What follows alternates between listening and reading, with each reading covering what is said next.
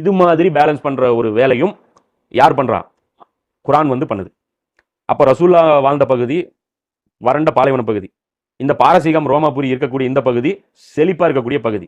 அப்ப இந்த பகுதியில் உற்பத்தி ஆகிற செல்வம் இங்கேயே இருந்தா இந்த பகுதியில் இருக்கிற மக்களுக்கு ரொட்டியும் காஞ்ச பேரிச்சம்பழம் தான் கிடைக்குது. இந்த பக்கம் இருக்கிற மக்கள் சாப்பாடு போக கண்டபடி கூத்தடிக்கிற அந்த காசு என்ன பண்றான்? அதிகமா இருக்க வேஸ்ட் செலவு ஜாஸ்தியா பண்றான். இன்னைக்கு சவுதி அரேபியாவில் என்ன பண்றாங்க? இப்போ நகரம் பயங்கர சொர்க்கம் உருவாக்குறாங்களா?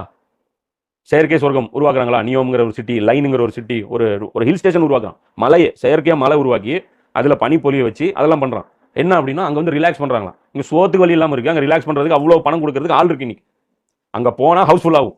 அந்த ஊர் அவன் என்ன தைரியத்தில் கட்டுறான்? ஹவுஸ்ஃபுல் ஆகும். அந்த அளவுக்கு அங்க ஒரு குறிப்பிட்ட ஒரு சில பேர் கையில அவ்வளவு காசு இன்னைக்கு இருக்கு. அவனுக்கும் இந்த பூமியில எவ்வளவு உரிமை இருக்கோ அந்த உரிமை இன்னைக்கு ரோட்ல படுத்து கிடக்குறாங்கல்ல பாலத்துக்கு கீழே, அவங்களுக்கும் இந்த உலகத்துல அவ்வளவு உரிமை இருக்கு.